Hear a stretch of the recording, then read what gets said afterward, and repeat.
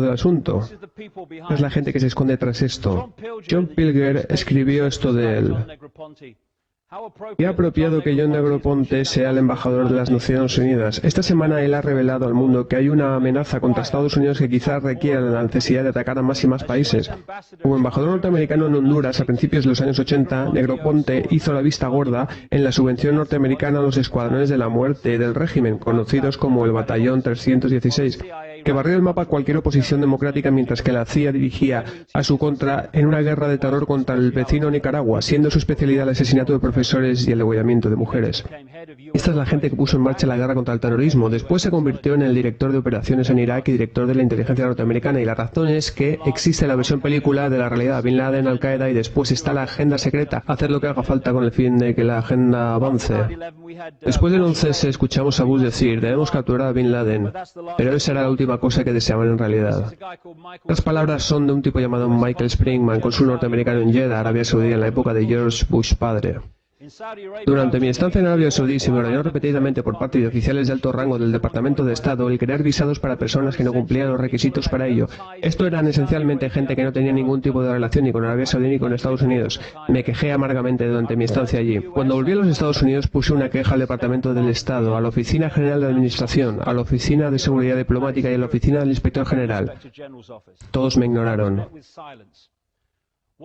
De lo que me estaba quejando fue de hecho un esfuerzo para traer a los Estados Unidos a reclutas seleccionados por Osama Bin Laden para que recibieran entrenamiento en técnicas de terrorismo por parte de la CIA. Una vez acabado el entrenamiento, ellos fueron devueltos a Afganistán para entonces luchar contra los soviéticos. Greg Palast, un periodista de verdad, en su informe en Newsnight, escribió esto. Recibí una llamada telefónica de un alto cargo de la Agencia de Inteligencia de los Estados Unidos. Me contó que aunque siempre ha habido ciertas reticencias en investigar a los saudíes, bajo el gobierno de George Bush la cosa se ha puesto mucho peor. Después de las elecciones se ordenó a las agencias que dieran marcha atrás en la investigación de la familia Bin Laden y de la familia real saudí, y eso enfureció a los agentes. Es el informe de un periodo anterior al 11S, algunos meses antes. Y Robin Cook, el antiguo secretario de Asuntos Exteriores, que desafortunadamente murió de un ataque al corazón cuando aún tenía muchas cosas que decir sobre este tema, dijo en un artículo en el Guardian, justo antes de morir: entre los años 80, Bin Laden fue armado por la CIA y financiado por los saudíes para que hiciera la guerra santa contra la ocupación rusa en Afganistán. Al-Qaeda, que significa literalmente la base de datos, fue originalmente un fichero ordenador con miles de datos de mujahidines que fueron reclutados y entrenados con la ayuda de la CIA para intentar derrotar a los rusos. Ellos crearon el problema para poder ofrecer la solución, que es su guerra contra el terrorismo, que por su misma naturaleza es una guerra que nunca puedes decir que ha acabado. Es una guerra sin final. Y aquí tenemos a Barack Obama. Y el hombre que está tras él, el cual es su consejero de política exterior, Brzezinski, es el hombre que admitió públicamente que orquestó la manipulación de la invasión de Afganistán por parte de la Unión Soviética, lo que sirvió de pistoletazo de salida a todo este tema. Y ya sea un demócrata o un republicano, del Partido Laborista o conservador, siempre la misma fuerza es la que está dirigiendo el espectáculo. La versión oficial del 11S es una auténtica monstruosidad. Es un insulto a la inteligencia. Y es muy interesante que hoy en día esté saliendo cada vez más gente a la palestra, particularmente en los Estados Unidos, grandes académicos y gente importante de las grandes universidades. Algunas personas claves que están de una manera detallista y escrupulosa desmontando esta versión oficial del 11S, a lo cual he de decir que no es muy difícil de hacer porque la historia oficial es tan ridícula que sus partes no se tienen juntas.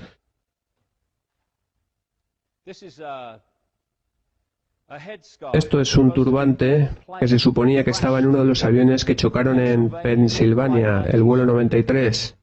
Y ya veis, ni siquiera está sucio. Pero bueno, dijeron que lo encontraron entre los restos del avión y lo exhibieron. También está el tema del pasaporte de los secuestradores, con el cual el FBI convocó una conferencia diciendo que lo habían encontrado cerca de la zona cero y que estaba en uno de los aviones que chocaron contra las torres. Una larga y sucia guerra, dijo Cheney, una guerra sin fin. Y él quiere decir una guerra sin final que justifique el estado orwelliano que se está desarrollando a partir de este momento. ¿Os dais cuenta? Es como un juego mental, y los juegos mentales son emocionales. De una gran manera, problema, reacción, solución es una manipulación de la emoción. Y la emoción más importante que logra que la gente entregue su poder a otros, más que ninguna otra, es el miedo. La gente que tiene miedo de algo dará su poder a otros al pensar que les protegerán de aquello que les amenaza. Cuanto más se nos pueda persuadir para que sintamos miedo, más probable será que aceptemos aparentes soluciones a aquello que tememos. Para lograr esto, ellos tienen que ponernos en un estado de miedo y de supervivencia. Miedo de no sobrevivir, miedo del mañana, miedo de no llegar a fin de mes, de no pagar la hipoteca, miedo de perder tu trabajo, miedo de la economía, miedo del terrorismo, miedo del cambio climático. ¡Oh, Dios mío! Y siendo bombardeados con 1000 razones para temer, esa es la clave del control sobre todas las demás. Pero tenemos una elección, siempre hay una, entre la aceptación de ese miedo, aceptando el estado orwelliano, o bien olvidando nuestra obsesión con el miedo, levantando nuestras cabezas y haciendo algo al respecto, como por ejemplo dejar de cooperar con la creación de nuestra propia prisión. Desde el 11S, la creación del Estado orwelliano se ha puesto en órbita. Y como últimos ejemplos, si vais a cualquier ciudad de Gran Bretaña hoy en día, veréis una media de 300 cámaras. Ahora están hablando del escaneo de retina, huellas digitales, bases de datos de ADN, y esto es el andar de puntillas hacia el totalitarismo.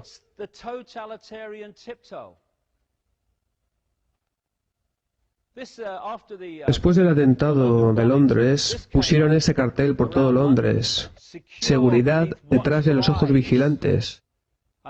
Pero el de la derecha es un póster correspondiente a la época de la Alemania nazi, justificando más control y suprimiendo libertades para proteger a la gente. Esta semana alguien me ha enviado esta imagen de este póster colocado en una pared de autobús en Sheffield. ADN, escupir y salir corriendo. Aún así te pillarán. Todos los autobuses, tranvías y estaciones tienen unidades de testeo de ADN. Escupe a los empleados y podrás ser monitoreado y perseguido. Incluso aunque no sepamos cuál es tu aspecto, tu ficha estará en una base de ADN para siempre. Y te ponen en una base de datos sin cargos, sin ser condenado por nada y sin ser ni siquiera arrestado.